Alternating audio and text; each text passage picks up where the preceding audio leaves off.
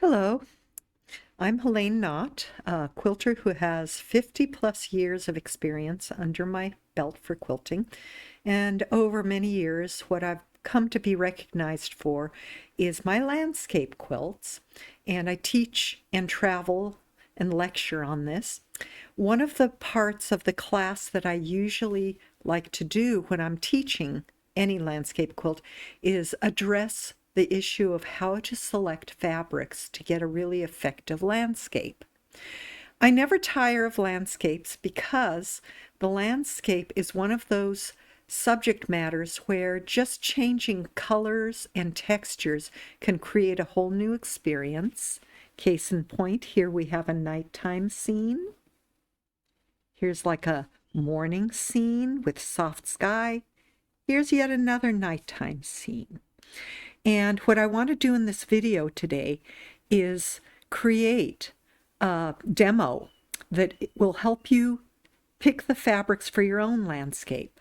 Often when I've traveled and taught, people will see me demo this in the class only to realize they did not bring the right fabrics.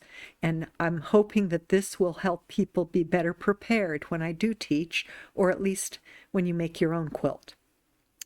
One of the aspects of creating landscape that makes it so fascinating is the fact that there are so many different conditions you can mimic. It can be seasonal, it can be the time of day, it could be weather conditions, and that's what keeps it endlessly fascinating for me. Case in point here, with these two, they're both, this one and this one are both evening or nighttime scenes with moons, and yet look how different they are than each other. So what I would like to do is go through the process that I use to determine what fabrics are going to play nicely together. I have come to the conclusion that picking fabrics for a landscape quilt is very similar to casting for a film or a play. You're picking your players, and it's more than just finding a great leading lady and leading man. There has to be a chemistry between all of the players. So when you want to address a landscape, first you have to decide what you want to do as far as the time of day or season that you're trying to express and reproduce. And then you have to think in terms of what fabrics are going to go where. You define it by thinking what you need for things like sky, land, in this case water and or sand, and you want to think in terms of background, middle ground, and foreground. That gets very important in a landscape because textures change and color can even shift as it moves farther back or closer forward, and that has to be addressed to get a really effective landscape. So for the purposes of the presentation I'm doing today, I have one of my little mini landscape patterns that this is one of the ones I teach from, and it's fairly simple to do because there aren't that many pieces, so I should be able to go through this process pretty quickly. Now, I have found myself drawn much more to dramatic landscapes than the standard issue blue sky, blue water type things. And so what I've decided to do for my demo is to pick a sunrise or sunset and the appropriate fabrics to go along with it. It helps if you have your pattern nearby because something that you saw in a bolt that would be really a beautiful fabric may not be working so well once you realize you're only going to cut a 7-inch by 3-inch strip of it. And having your pattern for a reference helps you keep your fabric that you're auditioning in perspective as to how much of it is going to be exposed. So I'm going to set this aside while I go through the process here. Much like casting a play or a film, there's an auditioning process that I go through to pick which fabrics are going to work well. And like any type of a play or film, you want to have more choices, more actors to read for the part than you're actually going to need. And so I divide up my auditioning process into two steps. You may have heard that term before. A lot of quilters use it when it comes to picking fabrics. But I divide it up into the casting call and the screen test. What you're seeing here with these fabrics are the casting call. You put out a call for the parts that you're trying to fill, and anybody can come read for it, whether they can act their way out of a paper bag or not. And so I go through my fabrics when it comes to this part and pull anything that I think might be representative and be something for consideration. And it's during the second stage process that's more like the screen test that you start comparing fabrics with one another and decide what's working and what isn't. So you can see here I've got a number of sky fabrics here to choose from, all of which could in some way or other represent sunrises or sunsets. And in order to do this, I need to describe to you for a second that there is a difference between a sunrise and a sunset. Sunrises are where you're more likely to see soft pastel colors.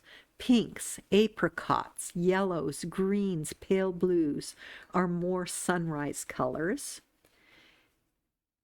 And perhaps a little more color, but they're softer, more pastel. It is more during the evening skies that you get the fiery oranges, reds, purples, and golds. And then there's everything in between too. So for this part that's the casting call, I've drawn on anything I think it may work. I always start with the sky first because the sky is what is going to set the mood for everything else to come. The colors and textures you will see in the fabrics that come later will be directly affected by the sky. So I like to pick my sky first. And looking at these to choose from, I've got some lovely fiery golden and orange skies. And now I've transitioned here to some that are a little more muted. These would make lovely landscapes, but for today's production, I am not really interested in trying to work with muted colors. So I think I'm going to eliminate those. And then this one is an interesting one too, with the blues and the pinks. And that could be either a sunrise or a sunset. But I also think I'm going to put this one aside for right now. And I've narrowed down my choices to the fabrics that I have that would be good for dawns or sunrises, and the ones for sunsets. Now, after you've decided on a fabric for your sky, if you have a water feature, the next thing that you want to pick is the water, because for the most part, water usually reflects the color of the sky. And here are some of my choices I have here. These colors are all for an extremely vivid sunset, where the water would be reflecting those golds and oranges. But with the ocean, there is an anomaly with it, where unlike some other water features, the ocean can sometimes have startlingly different colors. I used to live on the coast, and oftentimes I noticed that you could have an orangey golden sunset and still have very blue water with it, or even purple water sometimes. So I've segregated these into the two piles that I'm considering. And that's another helpful thing to do before you get too far into this process, is take the fabrics you're considering and divide them up into the piles of what they could be. I've got my skies, I've got my water, I've got things that could be the distant land off in the horizon area. And then as it moves closer, the texture has to grow more defined. So I have my closer inland too.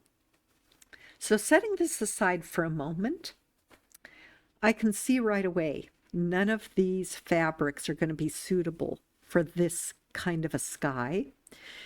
And because I've already got these to work with I'm going to pull that one out. Now, even in this case, these fabrics are just too vivid. They don't look natural with this.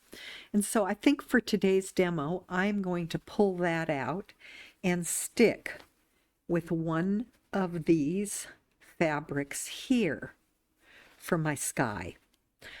I want to revisit an issue with the quilts that I showed earlier, which is the orientation of the landscape.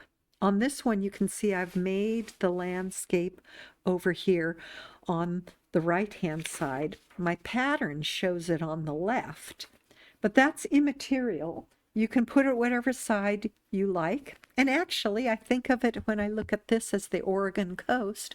I think of this as looking up north. Well, this is looking down south. It really doesn't matter unless there's something so identifiable that people could tell it was backwards.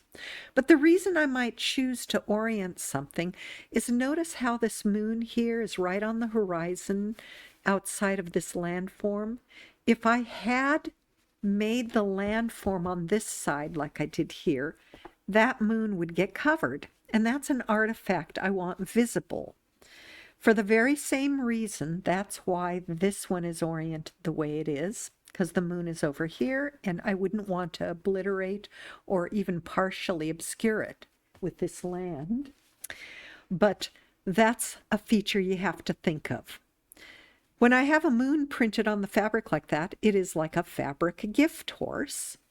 And so are artifacts like these light streaks in this batik, and here's another one.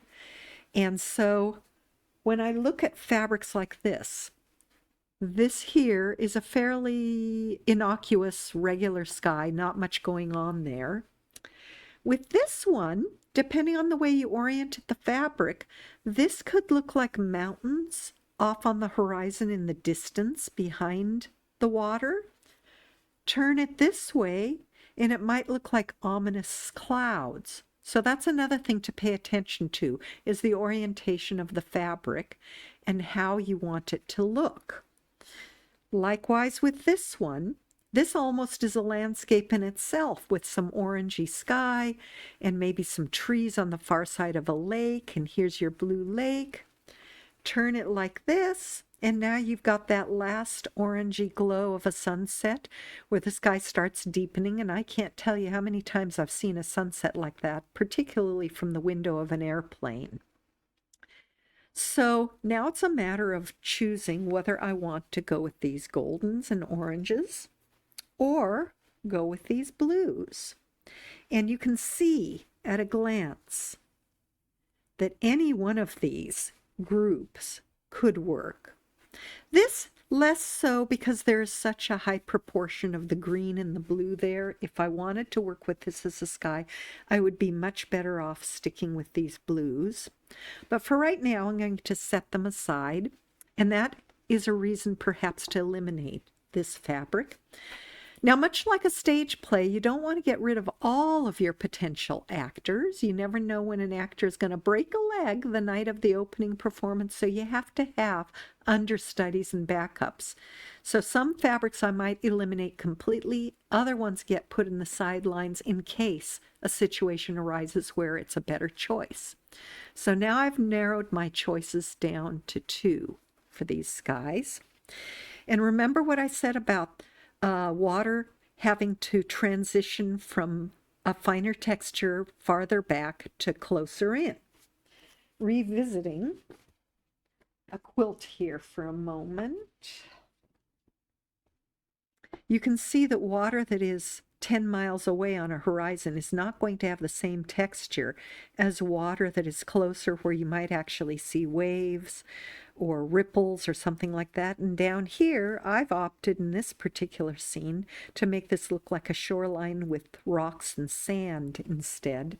So when you have your fabrics for your water, you want to start dividing them into piles like that.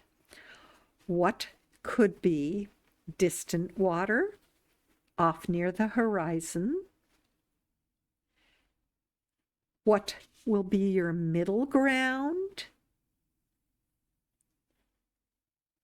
Perhaps this one here, this one here, maybe even this one here, that. This is more horizon fabric. And then things that would be closer in. These could be shallow water, wet sand, ripples washing in, or ripples in shallow water. But the next key is these all have to play nicely together. That's where the chemistry comes in, is picking something that does. And I usually start with the horizon water first. Now, when I look at this fabric, that is way too light for an orangey sky like this. Wrong color, you're losing the horizon. Sometimes that happens in nature, but it doesn't make for a good quilt. This water might be a better choice for that, but I've already noticed with my palette here that I don't have much in this kind of a softer brownish gold. More of my colors are vivid. So that might be a good reason to set this aside and start working with this. And I can see this isn't going to work. So it's going to get put off to the side. And likewise, this fabric, same deal. Wrong color, too much light illumination, a color that doesn't appear in the sky. It might work better with this fabric. But since I'm trying to compose for this one, I'm going to move it aside. Now moving on to what does work, that's a good choice. That would make a nice horizon fabric. This one has possibilities. It's got a fine texture, but I'm not sure I care for this mottled look here. There's no reason for it to be there, so for right now it's getting a set aside. This is the same fabric, but take a look. It looks a little better with that. And with some of these artifacts, if I put my landscape on this side, this might be covered anyway. So remember, when you're looking at these fabrics that have a lot of variation in them, one part might be fine and the other part might not. And in fact, I think I'm going to eliminate this one for that very reason. Now I've got this under consideration. Here's another one that might work well for either a horizon line or the middle ground. It's got a little bit of metallic, which doesn't work in all landscapes. It's not a very natural looking color. But in this case, if it's like the sunlight gleaming on it, then that kind of explains it and might work. But what I don't like here is, again, I'm losing my horizon line. So I'm going to set this one aside for now. And this one isn't bad, but it's too dark. This one might work if I work it down in the bottom. And this is one of those fabrics that might work for horizon, depending on where I cut it. But it might also read as shallow water or waves crashing on the beach. But for right now, we're going to set it aside.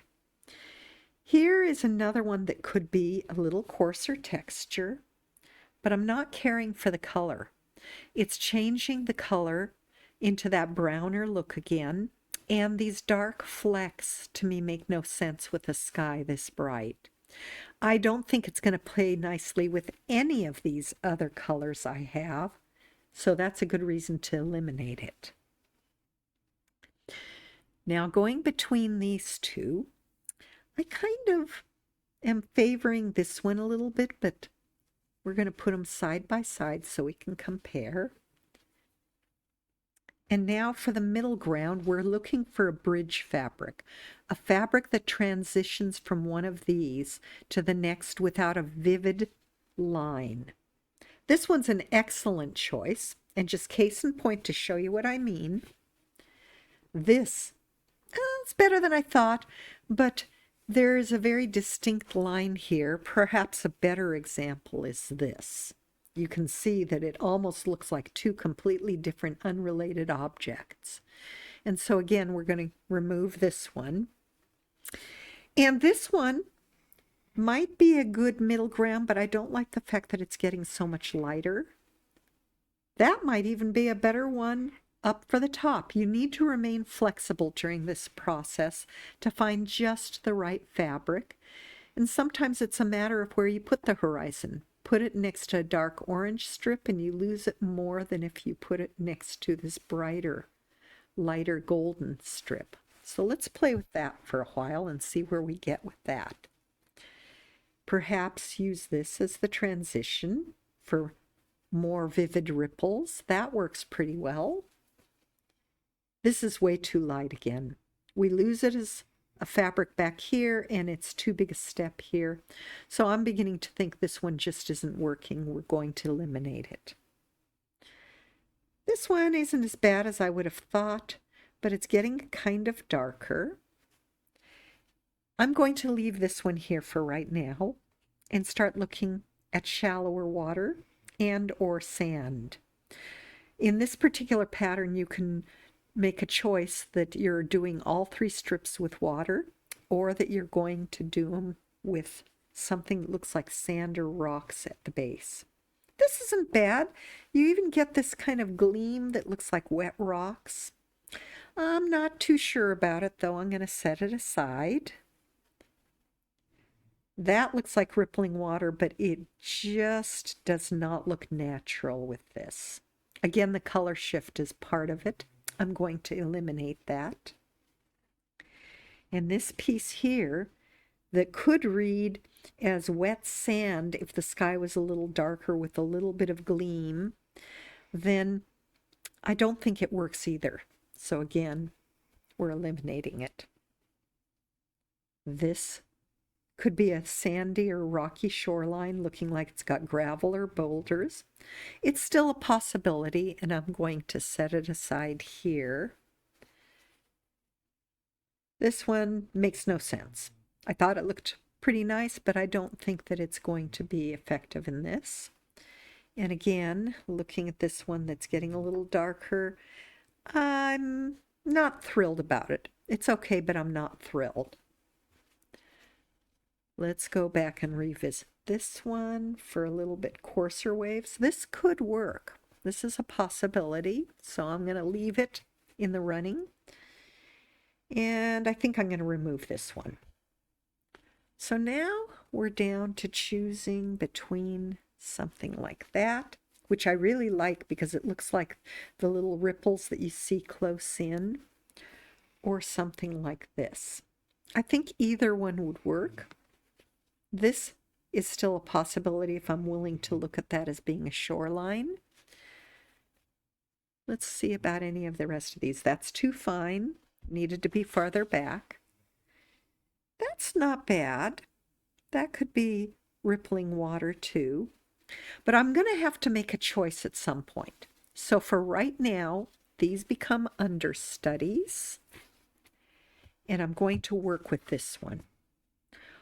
Once I've made up my mind about the water, or at least am considering something for the water, now it comes time to pick the landscape. And if you study landscape photography, you'll notice that the colors can sometimes be startling in distant landscape. I've seen distant mountains be blue or turquoise or purple. Purple Mountain's Majesty, remember that. But also sometimes you can go into the brown shades for that, browns and greens.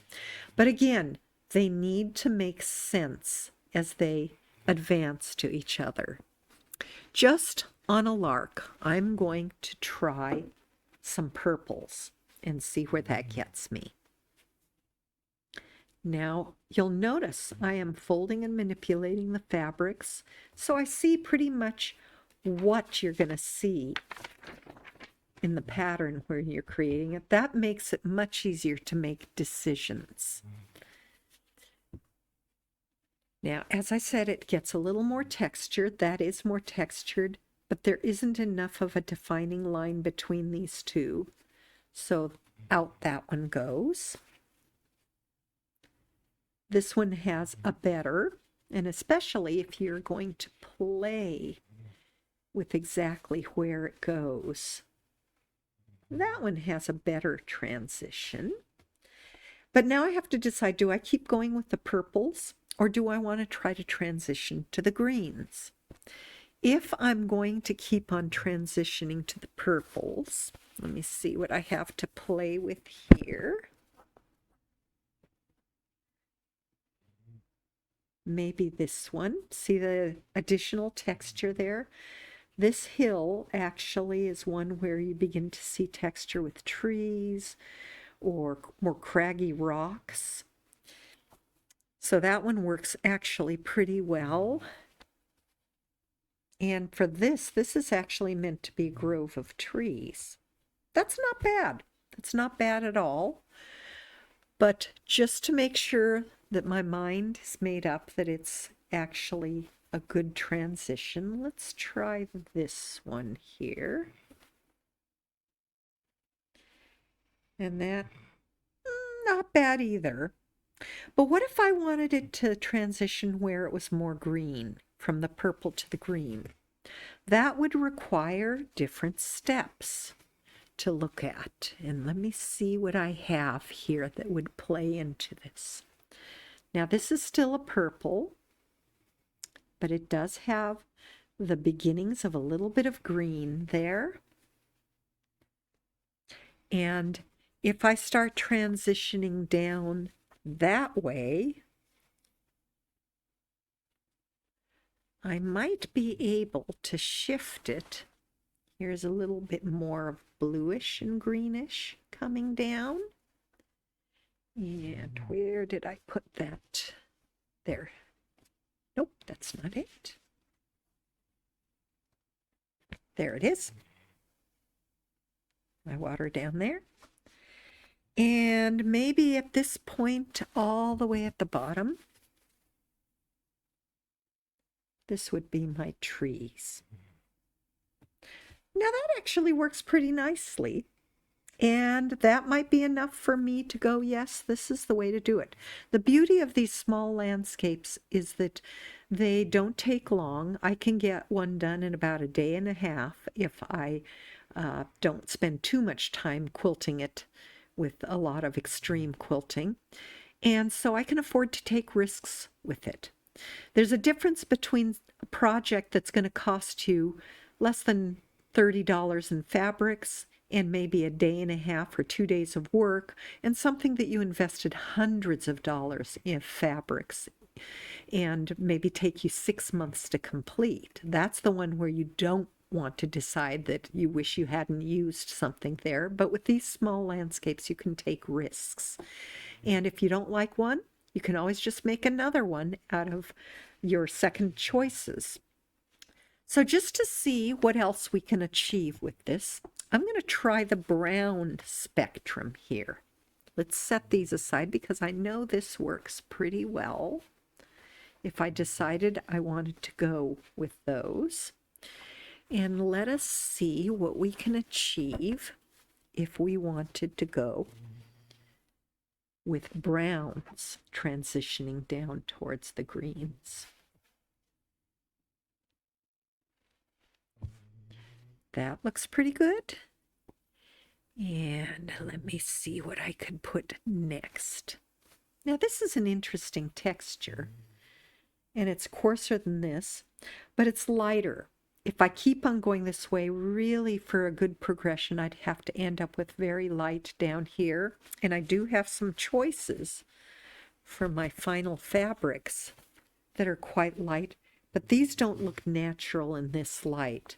So I don't think that I would even contemplate that one.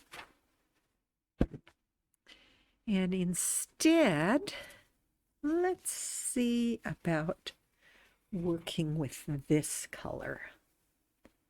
That's getting to a more olive color, a little bit of dark here and there. That's not bad. And then we need to get a little coarser as we work our way down.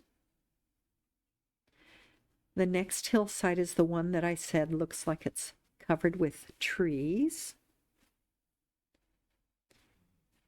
And this is not bad. And where did that one that I really like go. Here it is. Finally that. There isn't a whole lot of difference between these. I'm not sure that works that well. So I have to decide if one of these needs to be eliminated. I am going to think of this one here and see if there is some better choice I have here. Perhaps something that's a little bit browner and less golden, like that. Oh, I'm liking that already better. And then we still have our trees here. And the upright texture makes them look like trees. And here, but again, these are so similar to each other. I think I need to break that up. Now, a lot of times I will find fabrics that have trees already semi-printed on them, and I have one such fabric here. This one here. When I have a fabric like this with trees already on it, I'm more likely to, rather than try to cut it to the shape of a template that is provided in the pattern, to choose parts of it and let the trees be what they are. So I'm not pruning my trees per se. Now I like that progression quite a bit more. In fact, I'm thinking that's not a bad landscape to go with. But as a last ditch thing, let's see what happens if I replace it with this as a sky. I'm losing my horizon again here, and these look a little too vivid a color to be with the sky that dark.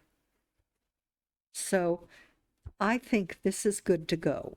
Will it be perfect when I'm done? The only way to tell is when you finally get it put together, like one of these. That is where you see what really is going to end up with. But like I said, these are small projects, they're experimental. You can even think of them as a thumbnail sketch like an artist might do to do a bigger project. But I'm quite happy with what I see here, and I think this would be good to go. So I hope this has helped you see the process that I go through at picking the fabrics. And it is one of the factors that I think has given me the recognition with my landscape quilts that I do enjoy, is the fact that people are complimenting me regularly on my choice of fabrics. After I teach this class, years later, sometimes I cross paths with students that took it from me, and the two compliments I get that always are the most meaningful to me as a teacher is people who say, I've never looked at a landscape the same after I heard your lecture and took your class, or that they never look at fabrics the same way. Keep in mind that a lot of the fabrics that you will find useful for landscapes are not going to be the ones that are designated by the manufacturer to be a landscape fabric. They may be prints that are totally unrelated. It's a matter of thinking outside of the box and looking at the fabric's potential, what it can become rather than what the manufacturer intended it to be. So thank you very much for putting up with this presentation, and I certainly hope that it has inspired you to play with your fabrics. Thank you.